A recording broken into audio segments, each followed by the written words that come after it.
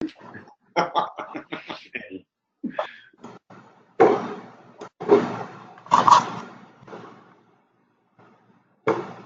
broadcast is now starting. All attendees are in listen-only mode.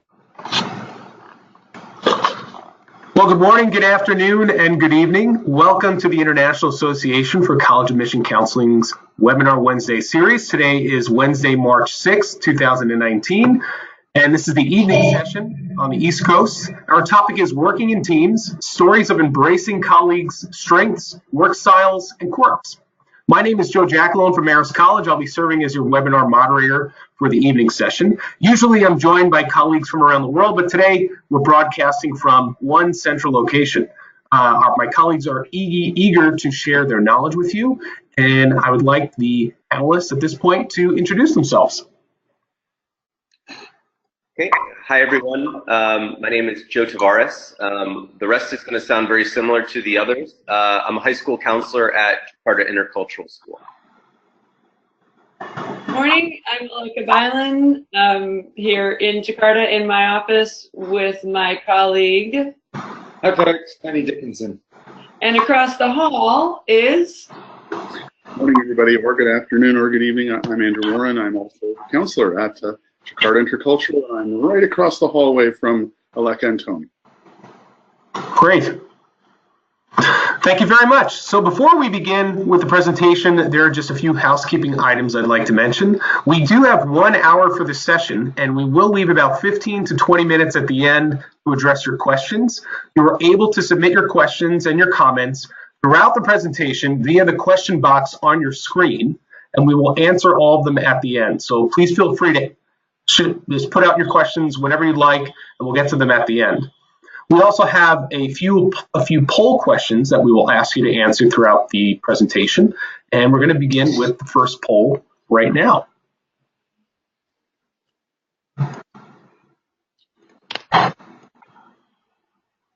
So please take a few moments to answer the poll.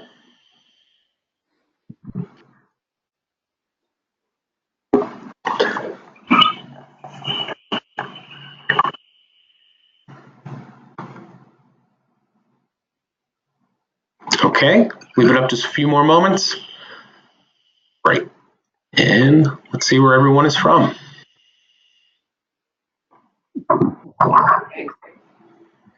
Looks about right.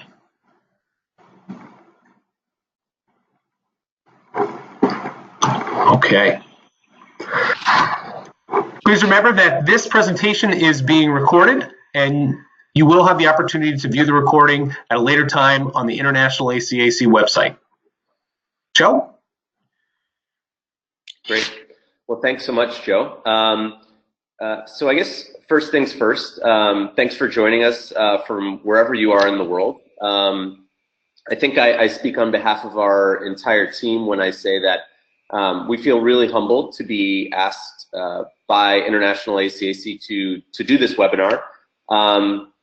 Truth be told, we are not team dynamics experts, and although we think we're a great team, it's not every day that we are working 100% on the same page, and we have challenges like any team. But last year we submitted a session for the International ACAC Summer Conference, and then that session was selected.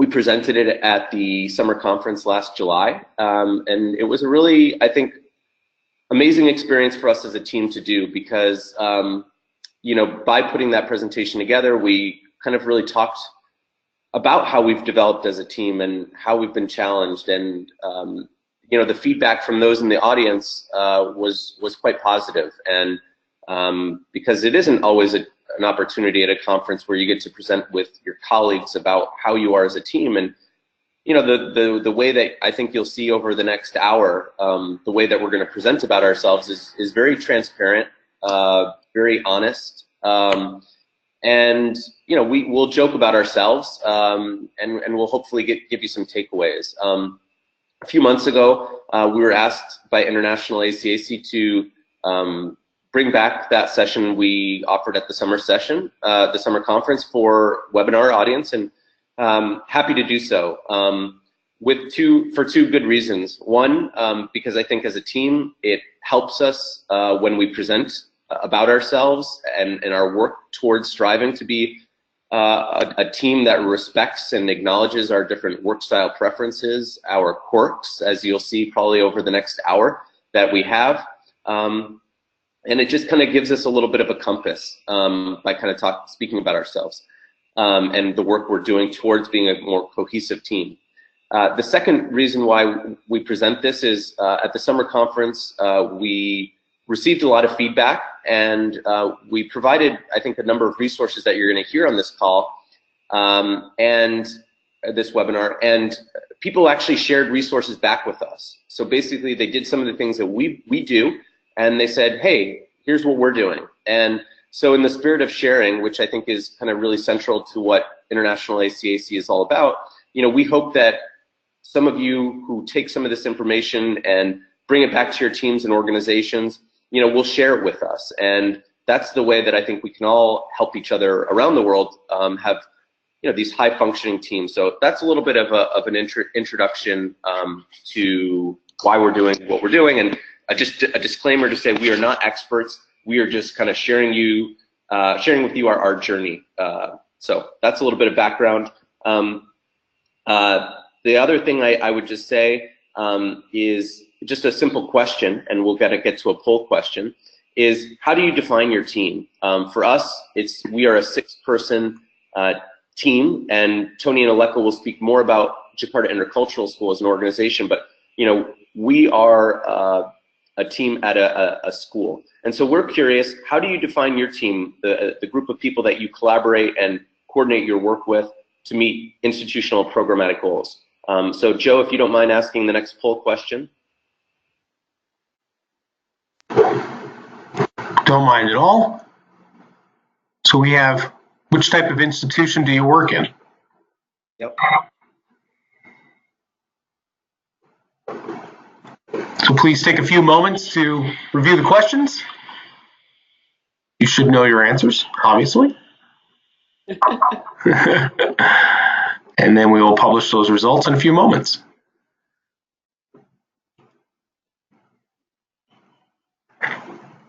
Okay. I'm closing the poll. And here you go. Oh, cool. Great.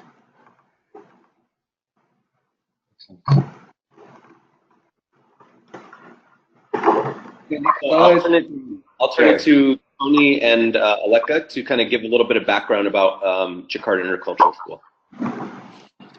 Hi folks, so you can see we work in a very large school, and that affords us the luxury to have a large counselling team.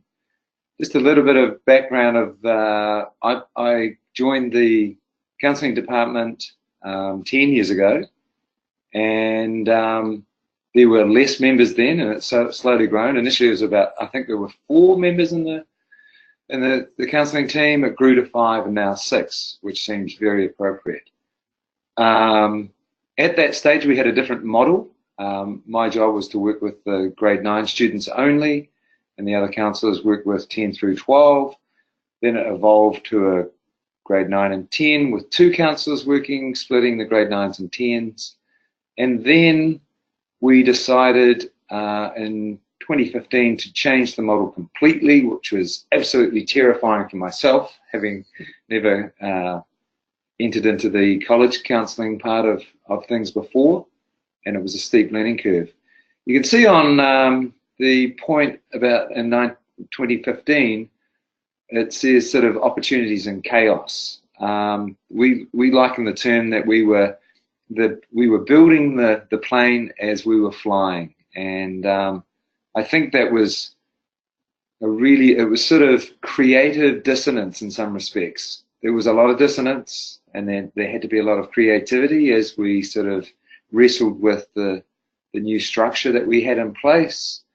Things have been changing in Jakarta as a city and Indonesia as a nation, so we had those forces as well. So there was a lot going on. But I think because we were in it together, it sort of really helped us grow as people and as professionals and as a team. So I'll pass the other comments on to Aleka. I think the other great thing is that in 2015, when we were debating and we decided to go to a comprehensive counseling model with the social, emotional, and the college side, Andrew actually had been hired, and he had come to Jakarta on sort of a look-see. He had come as a pre-visit, and it was really great because we had him in the room while we were doing that discussion. And if there's any of you watching today who were at our summer session, which was great, and a live audience, a really key element that we were missing was Andrew's perspective. And so we're really, really glad that he's here today to share some of that a bit later.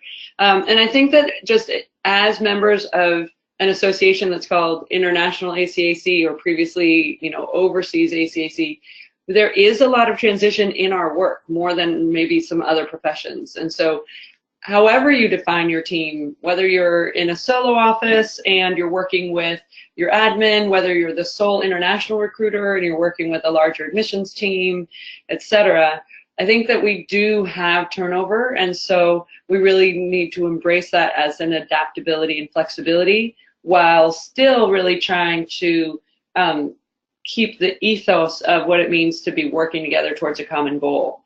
So Joe, if we could go to the next slide. So this is the team as it looks at the moment. You'll see that our colleagues Michelle Burlock and Bernie Longboy were unable to be on the webinar. But what you'll see here too is we in our secondary program do a strengths-based program, and so we ask our students to take lots of different strengths profiles. In the Dying Naviance platform, there was a Strengths Explorer, and so we've done this as well as our students, and we share those qualities with our students and with each other. And so that's a little bit of where we started. We started with the character assessments that our students take themselves. So if you go to the next slide, Joe. So you may recognize some of these. The bottom one is the Gallup suite. And so Strengths Explorer used to be embedded in Naviance. Strengths Quest, I think that some people on the secondary side use with their students. That's more for sort of adolescents and teenagers. And just so you know, as a professional, Strengths Finder is sort of for the adults. And so I've actually here at just done the Strengths Finder with the other heads of department. And so we did a little bit of that kind of work already. The VIA is a really great tool that we use for our students, and we enjoy taking as well, which is a free assessment for personality and character strengths. It comes out of the positive psychology branch. But what we're going to talk about a lot more today is the DISC profiler. And some of you may be familiar with this, but the DISC, the reason what sets the DISC aside is that it actually is just about your workplace. So how you are at work, because all of us are very different in our interactions, like Tony as a coach, or Joe as a competitor, or Andrew as a father. All of us are very different in different aspects of our lives, but the DISC really just is honing in on what are you like in your workplace? What are the qualities that you bring to your workplace? So Joe, for the next slide, please. Here's a little bit of an overview of the DISC. And so it is a subscription service that your institution can buy. I believe, Joe Tavares, it's like $50 or $60 for the subscription. So we were introduced to it because JIS had a subscription, and our deputy head of school was a really big fan of this, and he was having different teams around the school do this. And so that's how we were introduced to it. And we started doing it in that really beginning shift of 50% turnover in our team when Andrew came on board with Michelle Burlock and our former colleague Heather Cook, who is now at International School of Kuala Lumpur. And so we really took this opportunity to see where the chips fell, really, where the cookie landed. And so we needed to take this, and we found it really eye-opening. And so then we've done some unpacking that we're going to talk to you guys about.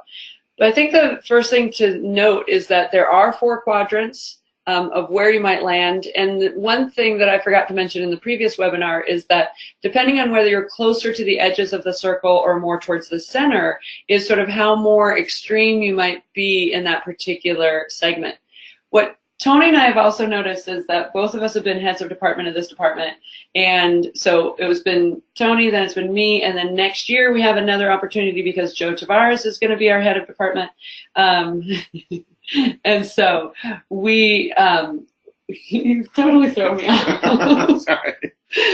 Anyway, so we took the disc, and what we've noticed that Tony and I have moved depending on our role. So we've also moved closer to the center where there's more overlap among the quadrants to closer to the sides where there's a little bit of less overlap. And so it's been interesting because you can take it multiple times and you may migrate around.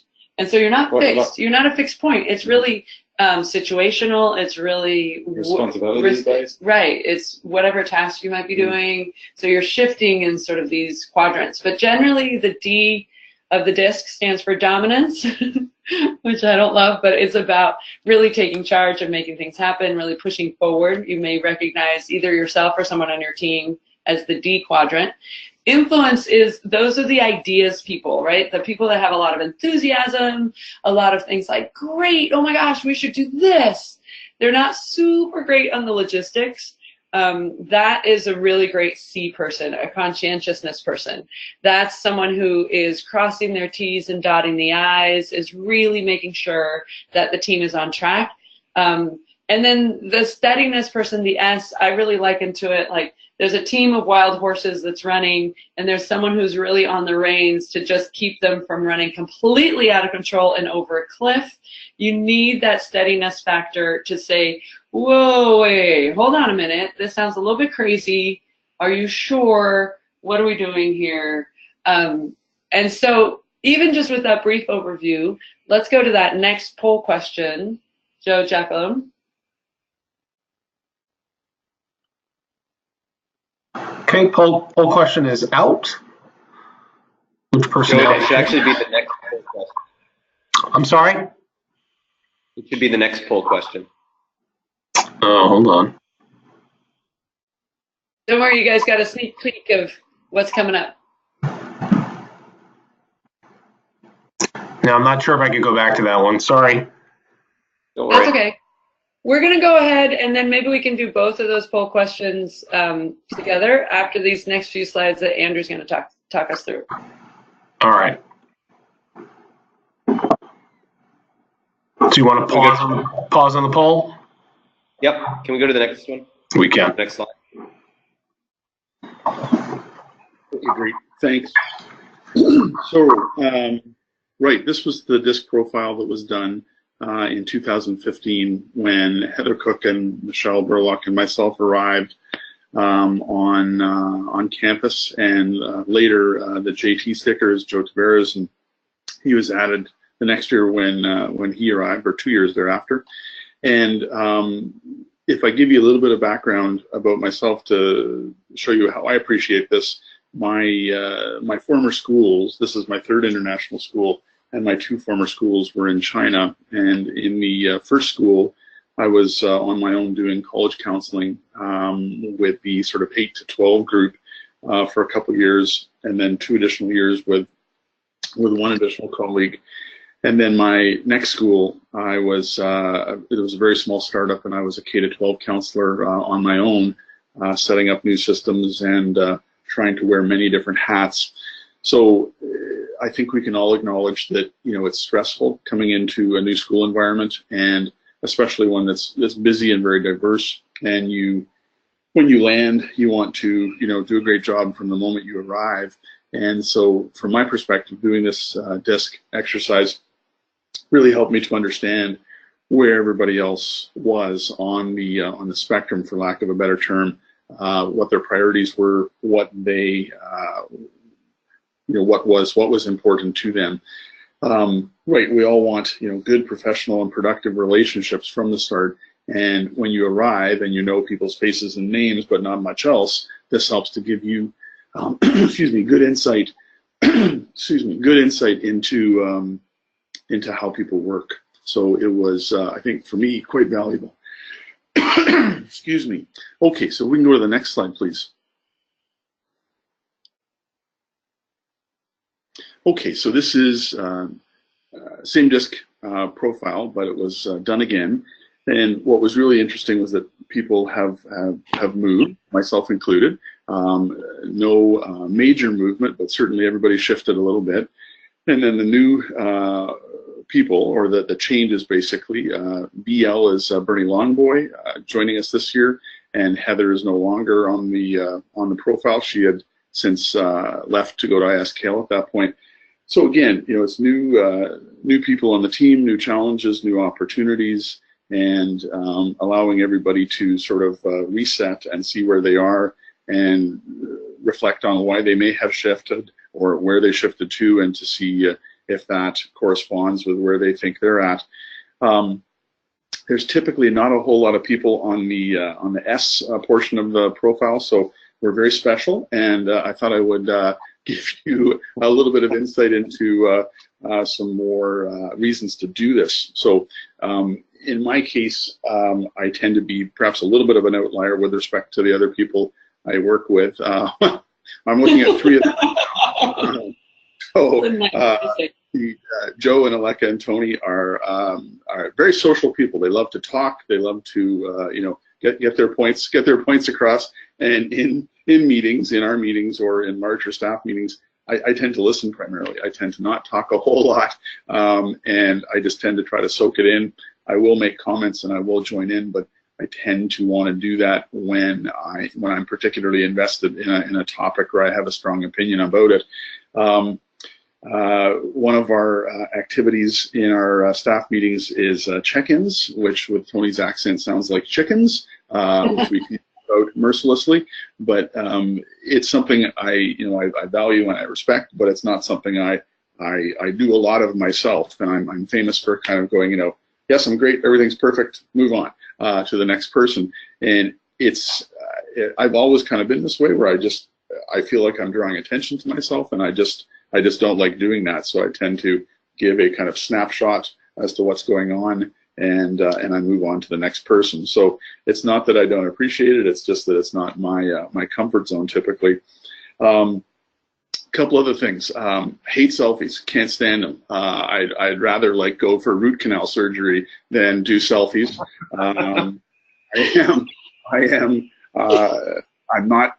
wouldn't categorize myself as competitive, and I observe things, and I'm looking at three other athletes in my midst here. Joe runs 4 marathons a week or something of that nature. Tony's a former PE teacher and does lots and lots of coaching, and Aleka climbs mountains in her spare time and does a lot of rock climbing and things of that nature. So all very active, very athletic people that are perhaps a little bit competitive at times, but all great folks, just with different personalities. So historically, in the work environments I've been at, where the challenge comes in is when you're working with people that you don't know well, and they start to project onto you what they want to see. So in other words, one of my former jobs in Canada, I was a science teacher for many years, and I was science department chair at a big high school for several years. So roughly a dozen staff and running, somewhere between 60 to 70 different classes during a school year. So it was organized chaos was the theme.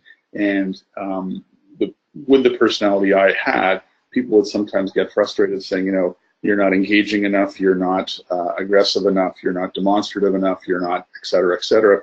And, when I reflect on that, had we used the DISC profiler, I think it would have, at a minimum, allowed us to understand much better where we're coming from, and it would, situations like that would have been largely resolved before they even started. So again, I think I reflect on it being a really powerful tool, especially when you arrive at a new workplace and just seeing what the situation is, trying to understand people. And then the stepping stone from that is, how do I interact with these people? If there's a conflict or if there's something we need to do or we're working together in a team, how does that work best? So it gives you tons of information, which is very helpful. Okay, I believe we're going to do another poll question at this point. Andrew, if I could just jump in there. Sure, please. I just want to show everyone that we actually keep these in our office, sort of hanging up as a reminder, because sometimes when the heat is on and we're busy, we can forget and we can ruffle each other's feathers unnecessarily. You can even see sort of like the fears and the limitations that are in each of these quadrants. I just want to say one other thing as a leader, sort of as middle manager, as an HOD team, when I'm trying to advocate to our leadership, to our high school admin team, I sometimes really wish, actually, we have a new iteration of our high school administration team, and I wish they had actually taken the disc a little bit more, and they had, you know, so that I could know how best to pitch my advocacy. Sometimes I feel not exactly clear. So if you're trying to manage up also, I would say in your institution, this could be really an interesting tool. And I do know that a previous team here at GIST, before Andrew, Michelle, and Heather got here, there was a previous team that felt very, very validated actually when we got the disc, in much of the same ways that Andrew was talking about, and felt sort of like, oh, it's not me as a person, it's how we work together in a work environment. And the data that comes out of this report is really, really great. So Joe, yes. Sorry. I just add one thing too. It might sound a little bit corny, but it's sort of understand self to understand others better. And that's certainly the case within our department. But you're not just insulated within your department, it's knowing how you're going to react to other people, and you sort of recognize, they're showing high SC tendencies, and so I know that I've got to be careful about, you know, not being on toes in that way, or I can ask them for support and help in this way, and so on. So it's sort of, the ripples spread out, and it's highly effective in that respect too, because you sort of understand yourself much better as a person working in a professional workplace. Know how you can be then more effective in other areas as well outside the department. So yeah, Joe, I think we are ready for those poll questions now. The one we have available to us right now is, where on the disc do you believe you are? That's a great one.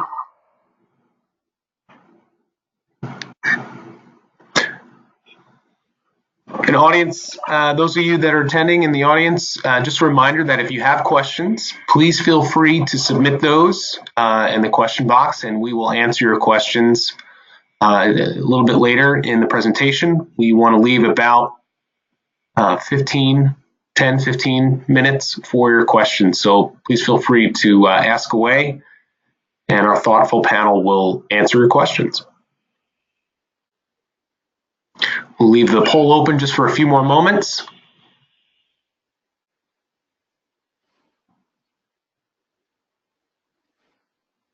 Just wait for a few more people to post. All right, looks like that's where we are. We'll close the poll, and here we go. Oh, wow. That's a lot of C's. Oh, we're missing a C. Great.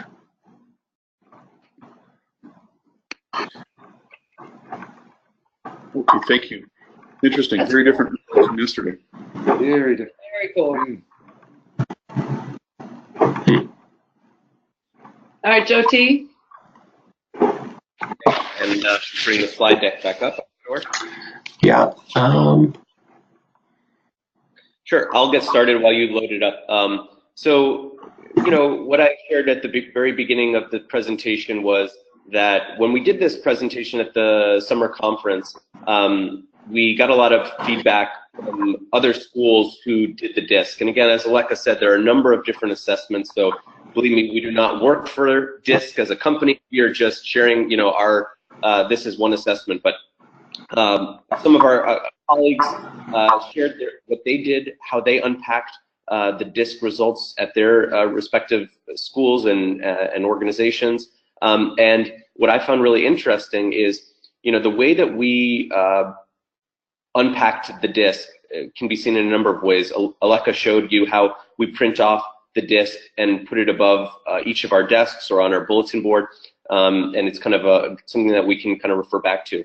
Tony in a little while is going to talk about, you know, how we did something during a retreat and how, you know, I guess basically just would say that, we spent some time really appreciating each other in our where we sat in the disc in kind of a round robin format. What I found interesting is a school who had done this presentation before, or who did the disc, decided to have a kind of a retreat. They actually did it over breakfast, I was told, and basically their head of department took those 20-page reports, because there's a lot of feedback that you get from the disc, and it basically took some excerpts, which you can see here. So basically they said, here's one of the members of their team, and you can see the excerpts from the adjectives. This person's friendly, warm, sincere, desire to be like and be liked. And then you can see later it says the stressors. And so they don't, like when there's dealing with angry or aggressive people, that's a stressor. Maybe getting certain type of feedback is a stressor for them. And again, just some general information. So here's a one-pager about one of your colleagues, which, again, if you're dealing, if there's a situation, maybe that person's a little off, maybe you're figuring out why am I struggling to connect with this person right now? What's going on? This could be something that you refer to. What I really appreciated was at the bottom of the slide, you'll see there were a couple of guiding questions that they did during their retreat. So basically, the question was everyone in the team, what does this capture well about this person? And what does it miss? Because again, the disc is not perfect. It's not a perfect tool. It's just basically you're answering questions about how you are in the workplace, and then there's a report. But certainly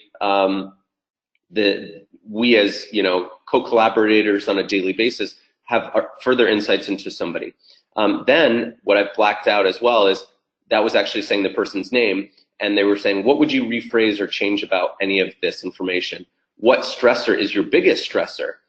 Personally, do you feel like? And then what would be helpful for others to know about you and how you work, which I think is really important. A couple of my colleagues have mentioned on this webinar about how, the disc was helpful for when they were just joining the team or figuring out the lay of the land. And how amazing would this be to have the person take the disc very early on when they joined a team, and then got that information to start the school year. So as much as it's nice, any time is fine to do something like this kind of assessment workplace, having conversations. Really, it's got to be at the beginning of the year, because as I think Aleka and Tony will speak later in this presentation, it can really set the tone for the entire year. And some of us are working, on a certain school calendar. I know for some of us, we don't have necessarily summers or winters off, depending on what workplace you're in. But again, I just found this really, really interesting of how one school took this report and made it work for their team. Can we go to the next slide, please, Joe? Again, another school, this is not something that we do at our school, but again, sharing some practices that other schools do.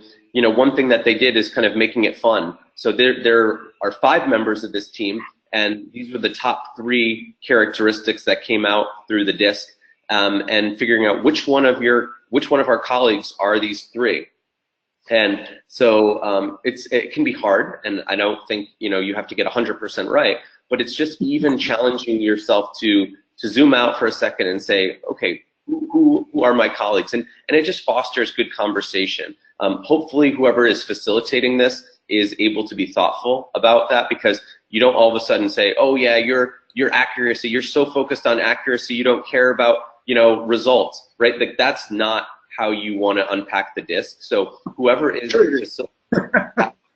really, really hypersensitive about the fact that differences are not should not be viewed as pejorative in any way. So you got to be mindful and socially intelligent about when you're unpacking these things. About, as Andrew said, each placement on the disc, sometimes you can be the minority on a team, but that doesn't mean in any way you are not as good or as valuable member of the team. In fact, a strong team ideally has people operating in different in the 4 different quadrants on the disc, for example. So again, just really wanted to share with you 2 ideas of how other schools have used this tool to improve workplace dynamics. And again, there are other tools out there, but just wanted to share those. So that's so hopefully some takeaways. And I think we're going to move now into stories of team building, which is the subtitle of this session.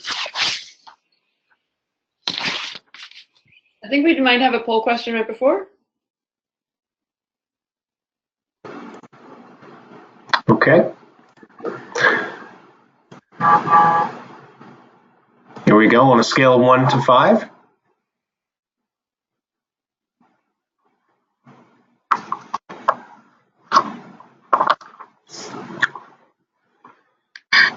So we have a poll posted. Please take your time and answer the poll. We'll leave it open just for a few moments, close it down, and then share the results. We have about 10 minutes left of the presentation, so please feel free to ask your questions. We'll have the panelists answer them in the remaining 10-15 minutes of the presentation.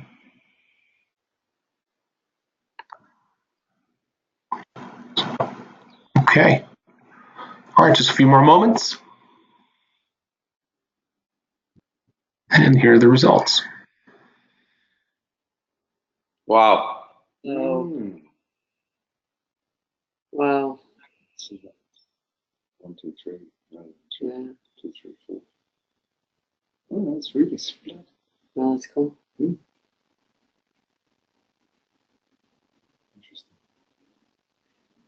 Okay. Thank you for that, Joe. It was just so interesting to see where you're all coming from and where you're all, where you might be. And so I'm really glad that you're watching this live today. If we could get to the next slide. We want to tell you a few stories of what we've done and how we've sort of tripped over, right? We, as Joe said at the very beginning, we're not perfect. There's lots of different people on this team. We struggle. And so we're going to walk you through just a few of the different adjustments that we've made. So the next slide, please. I think that several of us, regardless of whether we're on the secondary side or the higher ed side, we have seen the value of a team retreat.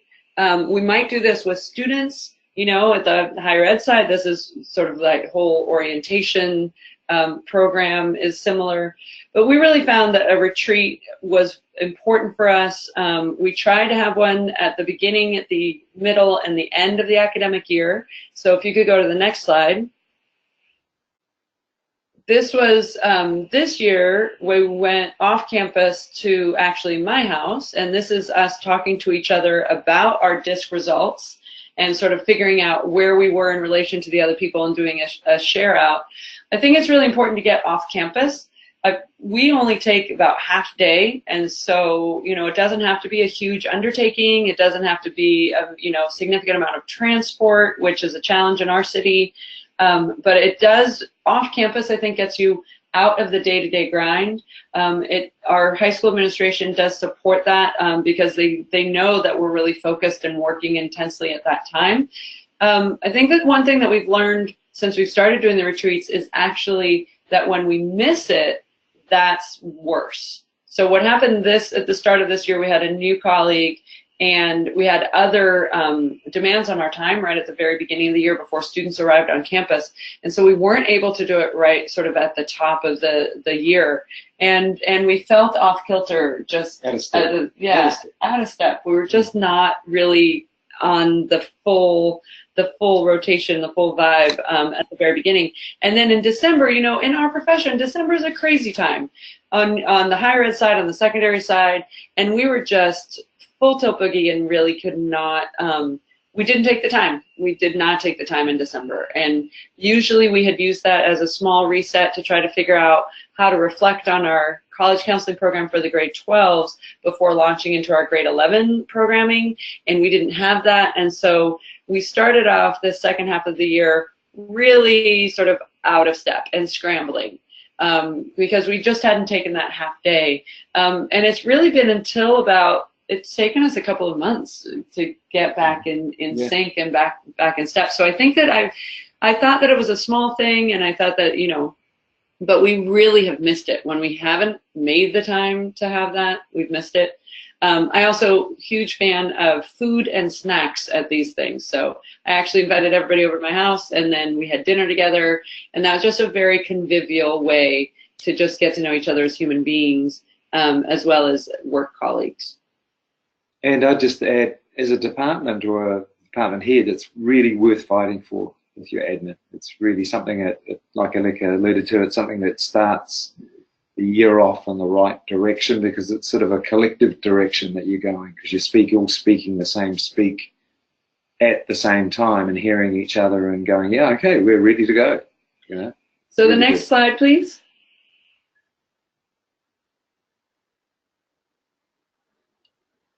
Tony's there it is. Okay. Very quickly, going to run through this very quickly. Being an ex-PE teacher, I was not a lover of meetings, and I never really particularly looked forward to them. Early on in the day, we used to have a department meeting that would run anywhere from 2 to 2.5 hours, and it was a bit like root canal surgery in some respects, Andrew. And so we decided we needed to change this. We needed to change the format, and so we did. And so we broke it into 3 separate meetings. And first, I'll speak about the department meeting. It's really efficient. I think that's something I like about it. You're able to have voice, and that voice is something that's respected. I love that I use the term ego of care, and I think we all bring in our egos into that meeting, which, people go, oh, ego, negative thing. But no, not at all. It's the ego of wanting to do things well. And I think we have that collective sort of sense of, let's just keep making things, better. Let's tweaking things and really sort of offering the best sort of service, as it were, or service of care, situation of care, community of care that we can for our students and parents and other teachers and colleagues and so on. So we're now in a situation that we have a department meeting on a Tuesday morning for about an hour. We have a format that we follow, and it's really efficient. From there, we may assign roles, and those roles you'll see in a moment, come into the PLCs. We've also created a time called shared learning. Next slide, please, Joe. And during shared learning, this is on a Thursday usually, it's anywhere from 15 minutes through to an hour. And that's where you really get to see the depth and breadth of our department in action. It could be that someone's just returned from a conference and has got some really cool ideas to share. They might have had a conversation with some university reps or rep, and they've picked up some little gems that they want to pass on to the rest of us. I see the shared learning it's very organic. What we've got in place, the structures that we have in place, and the 3 Ps, procedures, presentations, and products, is always evolving. We're trying to make it better. It could be a response to a change, which we do have, a change in our high school demographic. It could be a response to the high school admin have decided to change something, so we have to respond to that. So it's a good opportunity to not only share, but then create new products and so on. Next slide, please, Joe. No, we don't have to do that.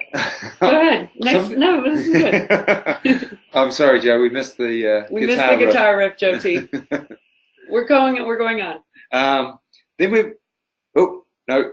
That's Can fine. we go back? No, that's fine. Okay, so this is a perfect example of our counsellor's uniform. No, I'm kidding about that. It just happened to be that Andrew and Michelle were wearing similar colour clothing.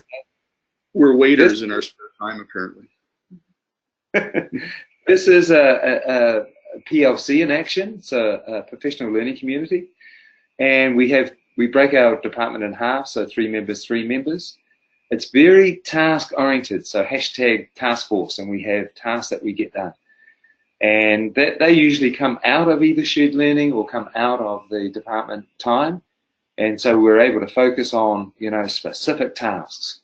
It spreads the load, eases the load, and I think people are able to go away. We can brainstorm very quickly, get things done, and then we're back together, and we have things ready to go, presentations and so on. So much better system to have it broken into those 3 types of meetings. Next slide.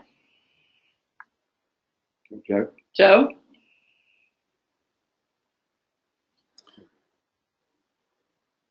Okay. Joe Tavares, I think you're muted. I just wanted to emphasize a few of the points that Tony made about meetings that I think have been helpful. The first one is I want to give credit to Aleka because Tony referenced how some of our meetings, department meetings, used to be 2.5 hours, and I think maybe when I first joined the team, Aleka was kind of unabashed about saying this format isn't working, and I think we went through 3 or 4 different iterations of meetings and how those agendas were organized and, just creating the identity of those meetings. And so I guess what a takeaway I would share is, if your meeting style or format isn't working, a few ideas are changing the location or the venue of your meetings, 2, changing how and when the agendas are set. So we basically are able to pre-populate the agenda into different time blocks, and each person on the team is responsible for saying what we'll be discussing. Certainly Aleka, as head of department, will do the lion's share of setting the agenda and saying here are things that we need to speak about because there are issues that are on her radar as head of department. I'd say shared learning, although we didn't play the theme song to it, we do stand up sometimes and actually literally jam out on the air guitar and play a song, a theme song called Shared Learning. And I'm not going to do it this morning because it's very early in Jakarta, and my colleagues have only had 1 cup of coffee, so I don't think we could do it. But if they were willing to do it, I would be willing to do it. Just come on, Joe. Come on. Andrew's not, but that's all right. I'm not going to take part. I will be a spectator. This is not the worldwide debut of it, but I'll do it. For this audience. Thanks for joining us. This is Shared Learning's theme song. Shared Learning! So literally everybody's playing an air guitar, hitting the drums, or they're just appreciating the music if that's not their style. But it sets the tone because it's not that type of meeting. Shared Learning is not our nuts and bolts meeting. It is not our task force. As Tony said, it's where we talk about it's just that's the benefit of sometimes working on a larger team is you have a lot of expertise and you need to create the time for sharing. Otherwise, there's inequity of service. There's just misinformation being shared. And just you have people going to conferences and not bringing it back. And so shared learning, I think, has a great identity and just as another takeaway. The other thing I would say that, and this is somebody on the previous session we did asked, is do we organize our PLCs or smaller teams based on the disc? And I would say yes. I would fathom that Aleka has spent some time thinking about when she assigns those PLCs at the start of the year based on who would work together based on their disc. And so even thinking about your small little task force teams and projects, thinking about work style, that can not only improve efficiency, but that can build smaller team relations because all 6 of us don't have to be holding hands and walking into the sunset every day. But sometimes having smaller one-on-one relationships can do wonders to make a team more effective and dynamic, to be frank. So with that, all that positivity about the things we're doing well, let's talk about some of the challenges that we've faced recently and continue to face.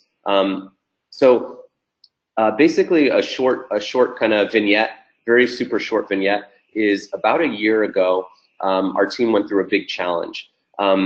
Essentially, and this is just one person telling the story, I'm sure each of us would tell it a little bit differently, but essentially we eliminated semester exams.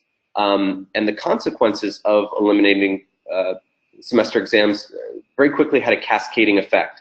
So we basically, from that decision, counselors were asked to kind of be involved in the communication of that decision. Counselors were being asked to look at how GPA was calculated. There was a lot of issues of pedagogy that were involved in that. And to be honest, a lot of the topics that we discuss as a team are in our wheelhouse and in our day-to-day. But we were being asked to look at the transcripts, and all of this was happening very quickly, and it was quite chaotic. And I guess my summary or reflection on that is that it was a difficult time for us. We had meetings, sometimes an hour long, where we just didn't agree. We didn't agree on philosophy. We didn't agree on messaging. We didn't agree with how things should be communicated to our administrators. And again, that could be based on our disc or based on the fact of the roles that we had in some of that decision making, or based on where we sat in terms of the leadership spectrum. And so I guess what I would say is we went through a hard time as a team. Meetings ended and there wasn't a resolution. There wasn't a punctuation mark, like period. There was ... or exclamation point, $, like, and you know, I would say a few things. We got over that challenge. We can go to the next slide. We got over that challenge, thankfully. Our takeaways were that yes, we are a highly functioning team in many ways, but we have to acknowledge that not only are we in different places in terms of our work style preferences and quirks, but also we see things differently as educators. Also, I think some of us, because we sit in the I on the disc, which is very much thinking or very people focused, which, you know, in the counseling profession, you would hope that we're more people focused than kind of numbers or logic focused. But we are a team that is maybe reluctant to lean into situations of conflict. That would be my personal reflection. But ultimately, I think what we have to remember is, as Tony said, there can be ego in some of this, but you have to do a little bit of an ego check, I think, and continue that positive, even though that we were not clicking on this particular subject and we were very challenged.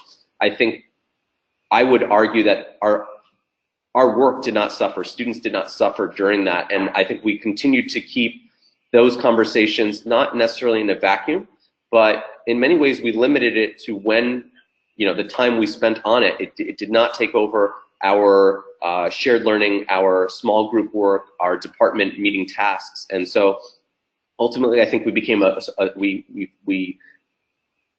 became a stronger team.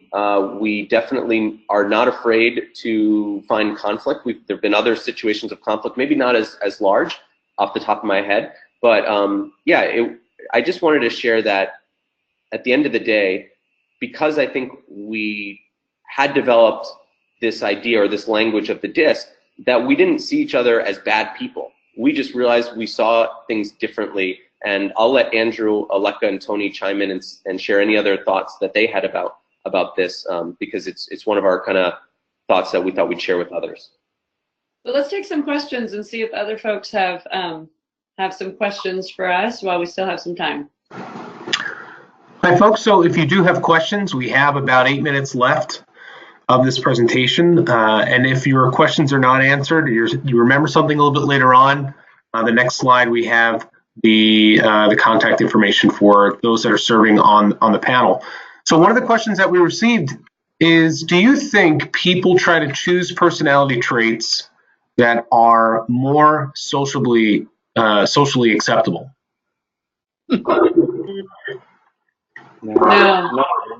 No. I mean, I would say here's a takeaway that I had, right? So I used to be more on the I when we had different people in different roles, right? So it's very, to your question, the social part of it is that it's very relational. It's who are the other people that you're working with and how are you responding to them. So when we went very I in this latest iteration of the team, I really sort of have come over here, and sometimes I can be Miss Bossy Pants, but we acknowledge that as like, oh my gosh, okay, no wait, like let's get back on task. Like we have a short amount of time, we need to get things done, and I think I sort of absolved from that. Oh, there she goes again, Miss Bossy, because what we needed. And to add to that, when I was in the department, I was here on the D, and then I was, the first time I took the disc after that, I was in the middle of the I, and I've moved sort of down into the IS area, so you are not stuck in one spot. And that wasn't my choosing of any particular, I just chose the answers as I thought I responded to them with a gut feeling. So I think I would just, Alika mentioned was the relational part, how you relate to others. and I would just answer that question a little bit differently and just say that we're not faking who we are in the disc, because you're taking the disc, you're being asked a number of questions, and you're supposed to answer that question right away. So there's not strategy in answering that question, hopefully, because that doesn't serve you and that doesn't serve your team well. So yeah, I think who we are on the disc is accurate based on how we filled out that questionnaire, and just we really. I can understand why somebody might wonder if it's accurate and if people are trying to coach their answers, but at least for our team, it wouldn't make sense. So in terms of your counseling staff, would you say that most of you come from a westernized culture, and have you taken this with people that are there other cultural intersects there and how that plays out? He's from the Southern Hemisphere. I said generally westernized. Yeah. No, Joe, you know what? That is a fantastic question. Since we're intercultural school with American style curriculum, our counseling teams have generally come from a westernized model. But our entire middle school teaching faculty does this, and we've used this in our student leadership retreats. And so we have a much broader cross section there. And so I think it would be really interesting research to drill down to see if certain particular cultural types are skewing in particular quadrants of the disc. But I do know that it's still a useful team building tool, regardless of the variety of cultures that take it. So I would say, yeah, our middle school teaching team is very culturally diverse, and our student leadership teams have been very culturally diverse, and they've all used them too. And I know that you are really looking at this disc as a tool, but and you said that your school has a larger membership to it. Do they provide, and I know this isn't a sales job for DISC, but do they provide support outside of just the tools that you have here? In other words, that if you're working through these different quadrants and you have questions about best practices to working with one another, are other resources, additional resources that you can reach out and use? That's a great question. When you complete the survey, you get a very extensive, I don't know how many pages, 24 pages of feedback. And it breaks down where you're at for yourself. It breaks down where you might be at with another person either at the same part of the disc or a different part of the disc. And then it breaks down different aspects of it again. So it's extremely comprehensive. So that feedback in itself is enough. But to your question also, Joe, we have someone on staff who's a middle school vice principal, our subscription lead person, and he's a trainer, and he oversees the entire site subscription.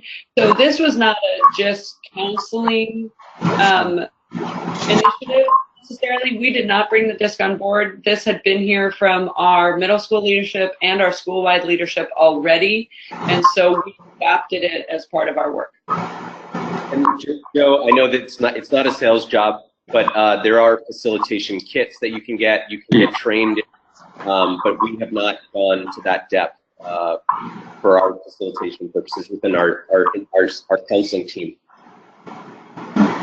And another question I had was, do you do surveys? I know I've admittedly never worked on the counseling side, but does your office and in this department, do you do surveys to the families and the students to see how your work has been, and then do you do comparative analysis after this? You've gone through these workshops, because I would imagine that it provides a better result for the students. We hope so.